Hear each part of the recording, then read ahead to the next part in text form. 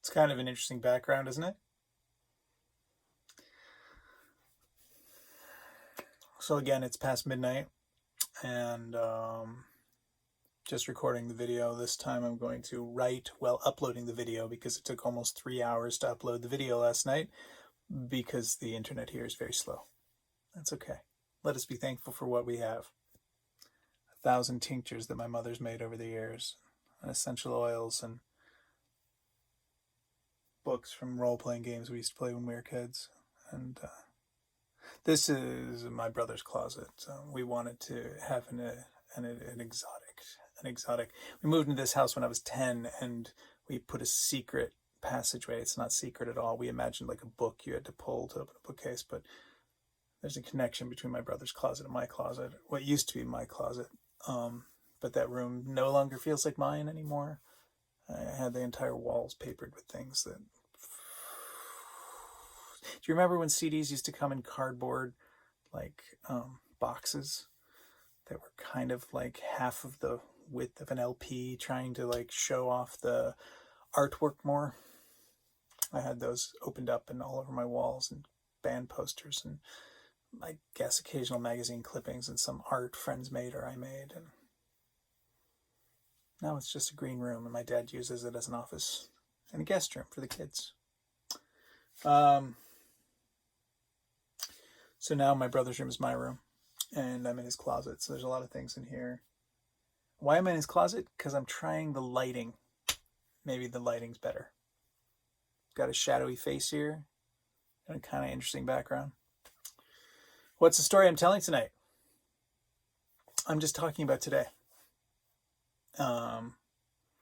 Because I felt like today was interesting enough to just tell a story about. And when I've done years of my birthday project, there are some years that have had very focused collections of writings, and some years that were just kind of random, which I guess is what more this year is going to be. But one of the things that led me to making these birthday projects so bloggish is that I blogged for like 8 years. And I didn't write every day, but I wrote very frequently. When I ended up printing out all those blogs, it was 16 volumes. No, sorry, 10 volumes, 16,000 pages. It was a lot of writing. But I stopped writing. I stopped blogging publicly because I got a kind of nice, crazy stalker fan. And she pointed out to me that I was lying. She said, one of the things I loved about your blog is that you were so open, you were so honest, but as you've progressed, you've lied and you've learned to keep secrets, and it's not as entertaining. And I was like, I'm lying and I'm keeping secrets? And she's like, yeah. And I had to reflect on that. I was like, the first couple of years I blogged, I would just write openly about every experience I had, and sometimes the people I had those experiences with would read them and they'd be really upset about it because I would say their name and all this stuff, all of their identifying characteristics. So I learned to not do that. And my rule of thumb was that if you were a part of my everyday life, then I could write about you however I wanted, which is, I guess, one of the dangers of having a friend who's a writer. I know, like, when I was reading David Sedaris stuff, or more likely listening to him because I liked his voice and rarely ever read his stuff, mostly just listened to him. He talked about how terrified his family became of anything that they did together because they were like, you're going to put this in one of your books. Anyway, I learned how to kind of keep secrets about other people, and then I had to start keeping secrets about myself. And one of the things that I noticed was that my relationship with writing had mostly been journaling, keeping a private diary. And when I made it public, it was an interesting exercise of being authentic and real, and all that was very good. But if I was keeping secrets for whatever reasons, to protect other people, or to Yeah, it was all about protecting other people, honestly, because even when I was telling secrets about myself, it was to protect my family from getting upset. Um, and there were definitely people that I liked a lot that I wrote truthful things, truthful to me at the moment, because honestly, I think truth is arbitrary, and whatever moment I was in, whatever I was being triggered by, whatever emotional thing I was going through, I would sometimes just say really mean, unfriendly things about people, and that made them not want to be my friend. And that was okay. I didn't care about that. But as I aged and I looked back, and there were people that like, man, I'd really like to know them better, and I just found out that they wouldn't be my friend or have anything to do with me because of something I wrote about them. Anyway, that was a tangent. I got to a point where when I stopped blogging publicly, I kind of missed it. And so I gave myself excuses to blog every year. So last year, I blogged during the pandemic in blogging. Does anybody use that word anymore? Does anybody still wear a hat? I blogged publicly in Mexico for various reasons during the lockdown. It's in a YouTube playlist called Broadcasts from the Great Reset. I don't know if things really reset. I just know we turned it off and turned it back on. Is it working better? Anybody? Is it working better?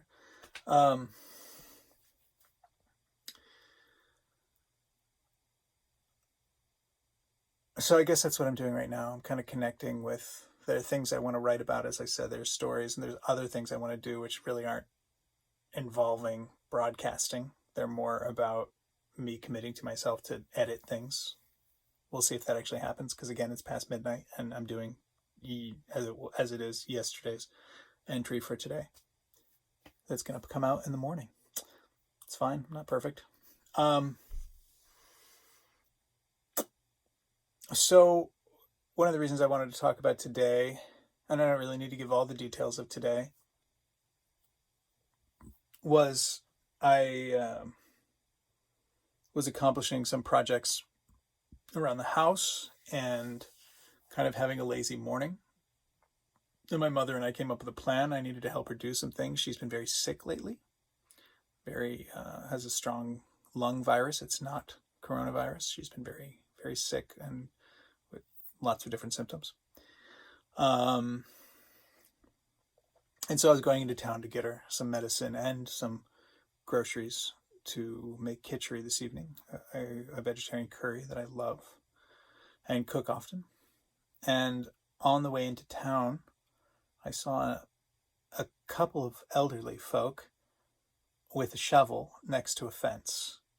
And that kind of struck me. I was like, that's odd. You know, they weren't like laborers. It's like, what the hell are they doing? And then I saw something at their feet, and I thought maybe it was the lid for something, and then thought, holy shit, that's a gigantic turtle. And that was enough to make me do, you know, sometimes when you see something, you're like, oh, I could just drive past that. I wonder what that was. And sometimes you're like, I'm going to find out what the hell that is. And it was one of those moments. And I decided to turn the car around in the subdivision and drive back to the other subdivision where they were, and park my car on a random subdivision street and walk over to them. And I said, hey, hello there. Is that a turtle? And they said, yes. And I said, wow, is that a pet? And they said, no, it's just gotten caught under the fence and we're trying to save it. And I was like, oh, save it. You know, there's a part of me that's like, how often do we try to save things that don't need saving? This turtle probably can do what he's doing. But at the same time, I thought, I don't like the idea of a turtle being next to the road like this. I love turtles. And also, I just love turtles, honestly. And the opportunity to play with a turtle was very exciting to me. So I sussed out the situation. The turtle was kind of on the inside side of the fence, and I was on the outside side of the fence with a man with a shovel, and the turtle was attacking the shovel pretty aggressively. And I said, I think what would be best is if I go around the fence and come inside and pick up the turtle. And they're like, oh, would you do that? I don't know if that's safe. And I was like, no, it'll be fine. I'll just pick up the turtle and we'll take it away from here. And they were like, okay.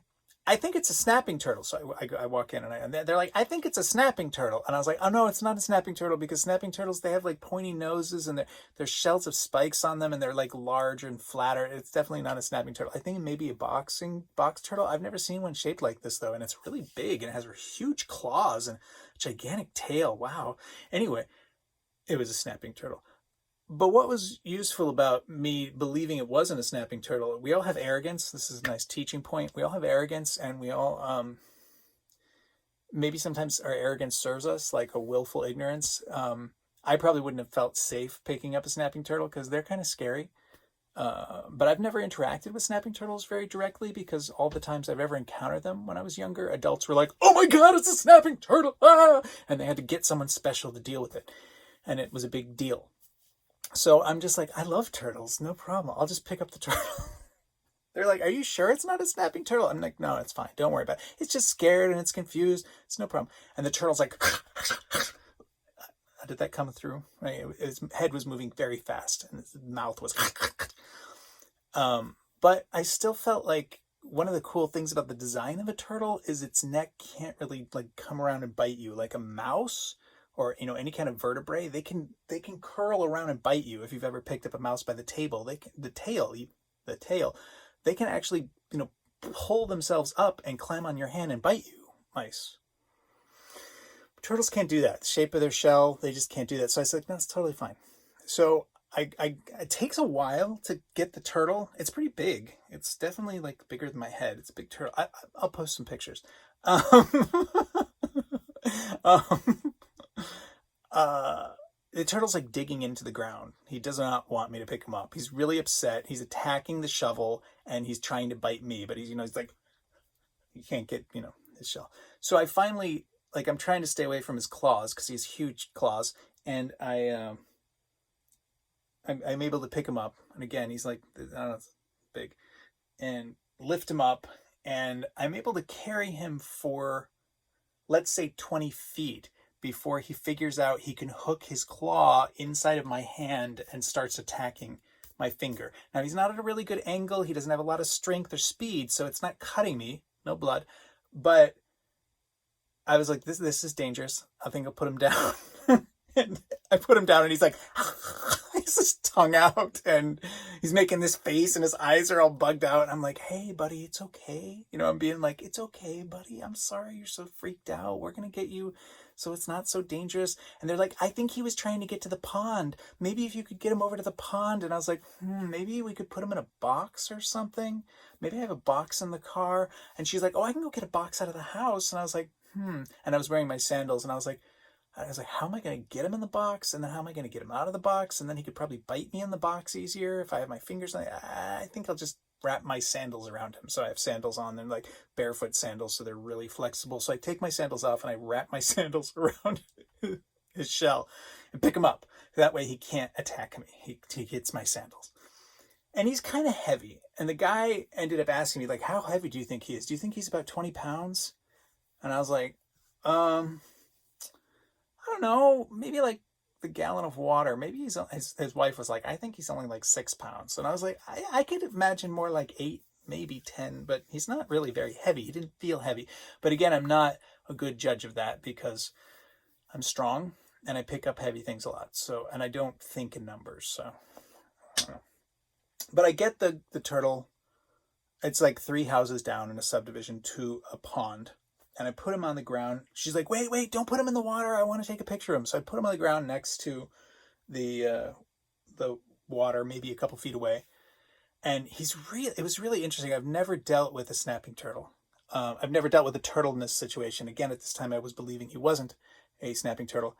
But he was, he could turn his whole body. Like, I later, when I got home, looked this up online, snapping turtles, and they're just like tanks. They've lived for 90 million years. They're incredibly well adapted to survival. They tend to live about 80 years, 78 years, I think was the number I saw. But he moved like a tank. Like, he completely would position himself to track me. And sometimes we just don't think. It's hard to judge the intelligence of an amphibian or a reptile. Reptilian brains have a weird, and turtles aren't amphibians or reptiles, are they? What the fuck are they? They're turtles. They're a special creature. They're kind of amphibians, but when I said amphibian, I meant more like frogs. But turtles are a special creature. I think this thing said they're 90 million years old or if they're older than dinosaurs. I don't know. Turtles are, anyway, I love turtles. I've always loved turtles. Got good turtle stories. Turtles are kind of responsible for me never wanting a pet or children. I used to capture turtles a lot and feed them very badly because we didn't have the internet back then, and I didn't think to go to a library and research what the hell to feed a turtle to keep it happy and healthy, and they'd always get sick and die. I mean, this only happened probably once or twice, but definitely one of the times it happened, I took it to a vet. He's like, "What are you feeding it?" And I was like, "Well, I'm giving it lettuce." And he's like, "What kind of lettuce?" And I said, "I don't know, lettuce." My mom was like, "Iceberg." And he's like, "That's like you trying to live off of paper. Turtles need a lot more nutrition than that." And I looked at my mom and I was like, "Why are you feeding me something that has no nutrition?" It was really upsetting to me. But it also was really upsetting to me that I had taken something from nature and possessed it and made it mine, and I was killing it. You know, it's a kind of thing that if you were a kid that did this, or when kids capture butterflies or lightning bugs and put them in a jar, and then the next morning they wake up and they're dead because they didn't get enough air or water, or that was just their entire lifespan and they died in a glass jar. It's a weird feeling. Some of us have responsibility feelings about taking something else's life because we wanted to control it. Dangerous. So they come up and take a picture, and then the turtle ends up eventually kind of, he is wary of the shovel guy when the guy with the shovel walks back over. He's wary of that guy, and then he just kind of realizes he's safe, and he turns around and walks into the water and swims away and goes underwater, and he's gone. And then these people look at me and they were like, "So who are you?" And that was fun. It was fun to have this kind of, impulsive action that led me to want to spend time with a turtle and maybe help a turtle, but also kind of help out these people, because I was like, who are these people and what are they doing with that turtle? Can I insinuate myself in the situation? But when I realized that they did find me useful, I remember I grabbed a mask out of my bag thinking they might want me to wear a mask. They obviously didn't care, so I didn't wear a mask.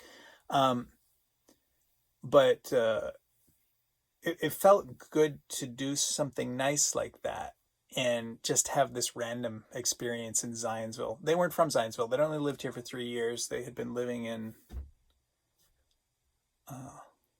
Lake of the Ozarks, Missouri. Never been to such a place. Apparently it's very beautiful, but they said they were getting a little too old. The steps to the lake were getting hard for them. I don't know what that means because I have no idea what that place is like. Never really spent time in the Ozarks. I imagine it's beautiful. There's a lot of beautiful places in the world. But they moved here because their daughter's nearby. I've been here 3 years. They said, yeah, the turtle's been here a lot longer than us. She was talking about how she wanted to go for a walk, the woman, and I told her about Eagle Creek Park, and I said, it's really nice. And if you happen to know somebody who's a senior, you can get a discount for an annual pass. And she said, I'm turning 80 this year. And, everybody ages differently. I could kind of see her husband as 80, but I didn't get the impression she was. But, everybody ages differently. It's all about aging, right? And as we were walking by her house, her husband went in one of the doors, and she was like, wait a minute. You can't just leave. You've got to come into the house. You've got to see what we have up there. And my response was, do you have a perpetual motion machine? Because one of my favorite books is a book called Little Big, and they have an orrery, which is a three-dimensional representation of like the solar system. And I say like the solar system because that can mean all sorts of things. But in this book, it's a perpetual motion machine that powers the house. So like long into the apocalypse, after the world's lost electricity, the house still has electricity from the perpetual motion machine of the orrery spinning in their attic. So that's what popped into my mind. Then there was also a little sideways, like, again, a paranoia thing of like, what if they have a dungeon upstairs and they're going to like eat me or trap me or something? But, that was only in my head for a second. And I was like, sure, I guess if these nice old people are inviting me into their house, and again, like, tangents. When was this? Back when I had a leather jacket, I think it was 2003.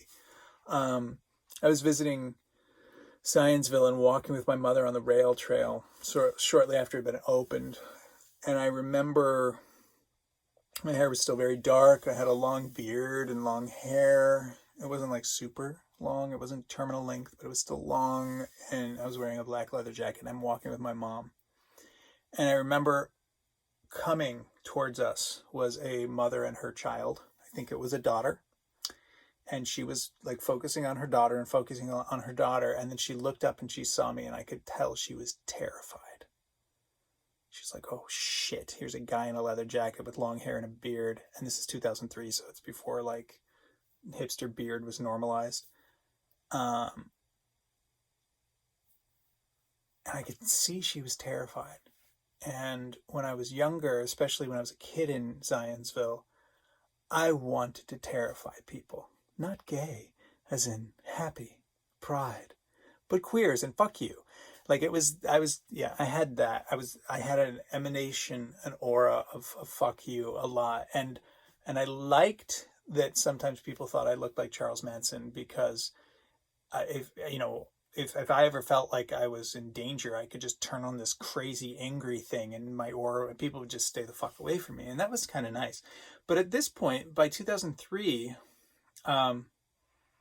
I hadn't learned all of my lessons, but I learned that I no longer liked the idea of making people scared, of causing people distress. So I saw that she was scared of me, and I felt bad. And I was with my mother, and she was a mother, it was like mama bear thing, protecting her cubs. I was with my mother, and I think I just like put my arm around her, or brought out like the little boy part of me. Oh, it's my mom. I love my mom. I don't remember exactly how I did it, but I think I just like changed my thing. And as she approached me, we're walking towards each other in a trail, she was able to go like, oh. And I could see the fear, the terror, the anxiety in her face kind of melt and be like, oh, he's just a boy with his son, with his mother. And I found that really powerful. So one of the things that, like when I shave my head, I present so differently. Like this is not as scary as long hair, long beard to a lot of people. It doesn't, it reads totally differently. I just changed over the last couple of days all of my ads, like on gay hookup sites, and my massage ad. And I kind of will just specifically talk about the massage ad. I was just like, what if nobody writes me anymore? Because a lot of people, even some of the people who saw my initial video in 43.0, they were like, oh, now you just like look like any other person. There's nothing. And I remember I had this lover. There's a guy that I know. It's a better way of saying it. There's a guy that I know that I tried to be lovers and friends with, but he has that unfortunate personality trait where he's just cruel and crazy. I mean, we're all crazy, but we don't all have to be cruel, and not all of us are cruel. So when people have a tendency toward cruelty, it's unpleasant, and I don't spend much time with him because he just is cruel a lot of the time, and he can't help it. He's cruel to himself. He's cruel to anyone really who gets within his reach. My dad's a little like that, so I'm familiar with it, but in a different way.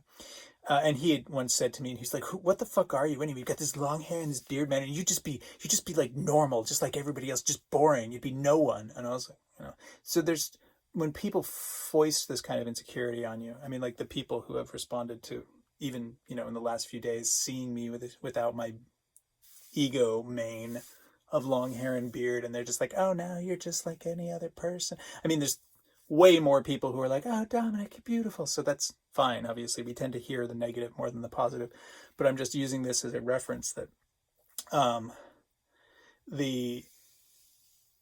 that was something else I was going to talk about tonight, that there is a advantage to dropping the ego mane, the big billboard that I'm different than all y'all. Look, I'm different. I often would say that my long hair and beard was my facial tattoos. It was my clear way of saying, like, yeah, your normal thing, I'm not that. I'm not that normal thing. You don't have to wonder. You just know I'm not. And the thing that freaked me out the last time I cut my hair off was so many people would just walk up to me and start being like, hey, bro, blah, blah, blah, blah, blah, blah. And they'd just start talking to me about something like you talk to a normal person about. And I was just like, oh, this is so tedious, because now I have to explain to them that I have no interest in whatever the hell they're talking about, and that I live a very different life. And a lot of people have said, Dominic, you're not all that different than everybody else. And I understand at this point that I'm not. But certainly 10 years ago, I hadn't gotten to that point yet. All of this to say that this nice old couple that were 80 years old, had just moved to Zionsville from the Lake of Ozarks, Missouri, a few years ago to be closer to their daughter. They invited me into their house.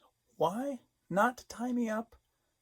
No, not some misery scene, but to show me their train set. They had converted a gigantic upstairs space into a train set, kind of bigger than maybe any personal train set I'd ever seen. It reminded me of a friend I grew up with here in Zionsville who had a really big train set downstairs, but it was probably a third the size.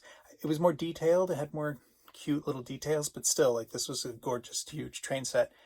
And I thought, wow, what a weird, magical experience to just hang out with a gigantic, crazy alligator turtle.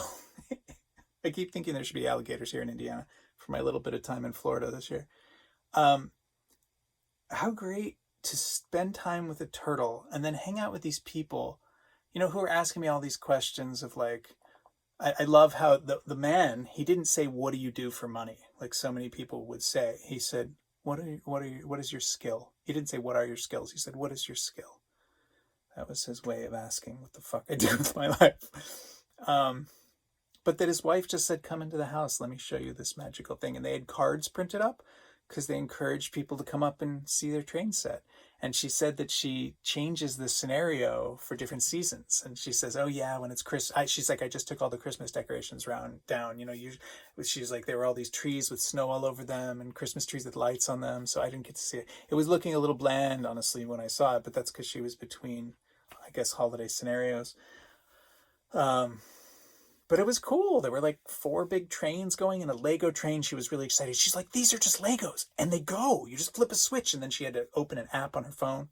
This woman's 80. She knows what the hell's going on. It was awesome.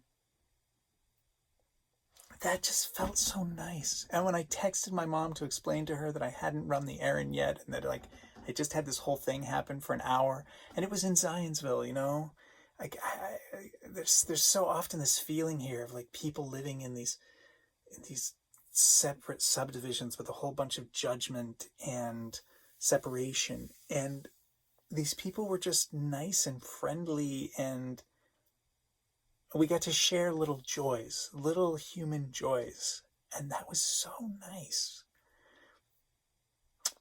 When I got home, I quickly looked up snapping turtles, and I called her right away to say I was an arrogant fool. And she's like, wait a minute, before you say anything, I just wanted to tell you we're looking up turtles. That was definitely a snapping turtle. I was like, that's why I'm calling, to tell you that it was a snapping turtle. She's like, yeah. And you picked it up. And I was like, and I picked it up. Yeah. There's all these articles about noodling for turtles. I don't exactly know what that means. Maybe it's grabbing their tails, noodling. They can't bite you if you have their tails. Doesn't sound nice, though. It's nicer to hold them by their shells, but they don't like that either. I think the turtle was specifically upset when I was holding him vertically, because turtles really, they're never vertical. So he was like, trying to bite me. And when I put him horizontal, I couldn't see his face as much, but he seemed calmer, even though he was floating in the air. And I tried to emanate an energy at him of, hey, dude, just enjoy this moment of flying to the pond. We got back to the house. Mom and I ran some errands. I made kitchery. And then I went to garden during the sunset hours, planted some passion flowers and sunflowers and 2 different types of squash, 3 different types of squash, and some watermelons. Oh, Mom and I saw, that was nice too. We saw a farmer's market that Mom never knew about in Whitestown on South Main Street, nowhere. Just the new homes of Amazon, they look like 3D printed, tasteless homes. But maybe in the future when the trees grow up, they'll look nicer. But right now they're like horrible. These used to be farm fields where they farmed corn and soybeans. Now they just farm people.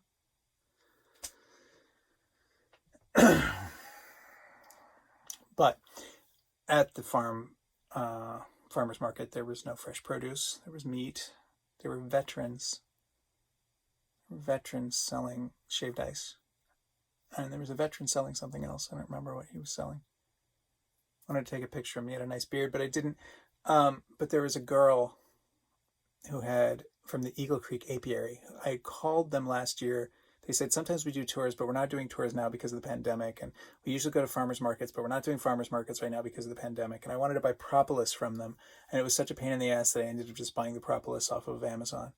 Because I was making tinctures. Look, this is the propolis I bought last year. I was making, not a tincture, I was making salve. I wanted to put propolis in the salve. Propolis smells so good, man. So I recognized the name, so I went over to talk to them. We don't need any more honey. My mother always has tons of bottles of honey. But I loved it. The girl was talking to someone else, and she turned at me and she was like, "How you doing, hun?" Like, she just was like I was her old friend. And she was really cool. Her name was Amelia. She had a really nice energy and like tattoos on her arms. And she said that, "Oh yeah, you must talk to my dad." Oh yeah, we have, I think she's like, they have 47, maybe, if that was the number. Or we could say 42, the answer to life, the universe, and everything. Different beehives and all over this area of bees. And she just told me some nice stories, but she was like, "Yeah, you must talk to my dad." Yeah, I asked my dad if we could do this when I was a kid, and now we've, this is what we do. The whole family kind of helps out a little bit, but me and my dad have been doing this for years now, and I'm just like, that's such a cool project to do with your dad. Make bee stuff. They had aged wildflower honey. It was dark. It was delicious. More expensive. Everything was very expensive. Farmers markets are expensive. Whatever. Anyway, made kitchery, went out and worked in the garden. Bought those watermelons we didn't grow watermelons last year because we were afraid it was going to be a pain in the ass. I was like, let's just grow some watermelons this year, see how it works out. Here are the two really great experiences of the evening. One was I took a shower after working in the garden. One of the bad things about cutting my hair off is flies like biting my scalp now. My mom's always had trouble with that out at the garden. The flies buzz around her head and bite her head, and it hurts her. I've never had that problem. Shave my head, and I'm constantly getting bitten by terrible horseflies on my scalp. Horrible. It's one of the bad things about having cut my hair off. So I have to wear a hat that keeps... I have like a floppy old hat that Tony bought me in Cefalù, Sicilia. 30 anni fa, no? 3 anni fa. Buh. If you guys speak Italian, you know what that means. Buh. So I had this hat on, and I came in, and this is the good thing. One of the best things about cutting the hair off is every time I shower, I can get water all over my head, and I don't have to worry about having wet hair for 3 or 4 hours. I don't have to worry about going to sleep with wet hair and getting the pillow wet and maybe having a cold head if the wind is blowing. I don't have to worry about that. And it's such a nice feeling to just be able to bathe oneself totally. Tangents. I've known some Hasidic Jewish men, and they have explained to me that all the women wear wigs because they have to keep their head shaved so that they can clean themselves properly. Because you can't touch a woman when she's menstruating unless she's cleaned herself with sky water. This is from a desert people, of course. They need to be able to clean themselves with rain, or you can't touch the women. Because God magic, So I'm not menstruating, but I'm clean. Not with sky water, but at least water from a shower. And it feels so good to be able to do that without thinking about it. However, I do keep feeling like I have my hair up. Since I cut my hair a few days ago, I keep feeling like, I must have my hair up. And I touch it, and it's like, there's no hair. And then the second really great thing of the evening was my parents really like this. They really like reality TV shows. And one of the reality TV shows they like is called Alone on the History Channel, where 10 people go into the wilderness and they try to see who can survive the longest. And it's kind of interesting because there's no announcer trying to make it sound really scary and dramatic. I hate that shit. It drives me nuts. But it's just people alone. So it's terrifying to watch people have mental breakdowns and starve almost to death. That's not so fun. But it is fascinating to watch them use their primitive living skills. I find that interesting. And just being alone in nature, that's interesting. It's unfortunate the show does focus on negativity like almost everything else in human reality, but so you don't get to see them just happy and enjoying themselves very often. They do show a little bit of it. Mostly they don't, though. Mostly they show things that are bad or dramatic in some way, catching food, being scared. Bears, mountain lions. But they really wanted to watch it because the first episode was airing tonight, and I ended up watching last year in the pandemic. My mother and I watched all of the previous seasons together. You know, my family's like that. Oh, Dominic likes something we can have in common. Let's do it all, which is, it's understandable. It's okay. But I was kind of like, well, I have to do my project, and somebody wanted me to make a video, and I have to write, and I have to do my Italian, and okay, well, let's watch it. It's an hour and a half long, this episode. So we watch it, but I made khichdi. So they had already eaten, but I gave myself a bowl of khichdi. Do you guys know what khichdi is? It's a panchakarma yoga cleansing curry. It's vegan, unless you make it with ghee. And it really helps clean the gut. But it's a yoga food. Panchakarma, it's the 5 cleansings that can be done in yoga. One of which, if I remember correctly, involves swallowing like 40 feet of gauze or something and then pulling it back out to clean your intestine. I've never done that. But I did do one where you polish your pinky nail and cover it in ghee and stick it up your finger as far as you can up in your... Sorry, you stick your finger up your nose as far as you can. And you basically kind of massage your tear ducts from the inside, and it's thought of as an emotional cleansing. It's amazing. It's amazing. I've only done it once, and I really should do it again. But anyway, made khichdi. Make khichdi all the time. Love it. Apparently I make really good khichdi. A lot of people are like, oh my God, this tastes exactly like it would taste in India. And my mother loves it. My dad doesn't like it. That's fine. But I had a new experience. To give an example, it's sattvic. It's supposed to help balance everything. I thought, oh, this isn't going to be sattvic when I was making it because I let the beans soak too long, so they started fermenting. And it was only by a day, but still, they were fermenting. They were bubbling this morning, and I was like, oh, shit. I wonder how that's going to affect it. It's going to be tamasic. I may as well put meat in it. Am I speaking Greek? No. Some Indian language. I was like, I don't even know if that's Sanskrit, tamasic. I think it is. So it was a good blend of food. And I put some dandelion greens in it that I pulled out from the garden and some beet tops. And I was eating it while watching Alone. And I noticed it made me very hot, but in an interesting way, not in a, oh, I'm too hot, not Rajasic, but, oh my God, I have so much life force. I have so much energy. And my whole body felt warm. Words are so useless. It felt so alive in a way that it hasn't in a long time, and it made me feel like I had to do yoga. Now, at this point, I haven't imbibed cannabis. I haven't internally taken any cannabis for over 5 years. But one of the things I always said to people, like, oh, when I do pot, I just want to do yoga. And when I lived in New York, one of the good things about living in New York was I was teaching yoga regularly once a week at a friend's house for 12 years. It's been the most disciplined I've been with yoga. I was just going to say it's the most disciplined I've ever been with yoga my whole life, but during the 3-month meditation retreat, there was about a month where I was doing an hour and a half or 2 hours of yoga every day. So that's definitely the most disciplined I've ever been with yoga. But that was definitely because of teaching yoga every day for 12 years, or every week for 12 years. But anyway, I haven't been doing yoga much. Since I hurt my knee in Italy, I haven't been doing yoga very much at all. I switched to Qigong, messed up my shoulder earlier this year, wasn't able to do Qigong, so I've been kind of slothy. I haven't been able to do push-ups, shoulder. It's been weird. Ankle was messed up, couldn't do squats. I've just been like, well, I guess I'll just play video games and watch TV. But that's passing. And we're watching this TV show, and I just can't help it. I have to get up and do yoga. And generally, like, yoga at 11 p.m. after just eating, that's not what I would think generally is a good idea, but this wasn't a thinking. This was the body being like, you have to go do yoga.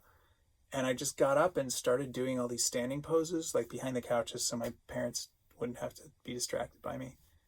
And it felt so good. And again, I just felt like, what a gift.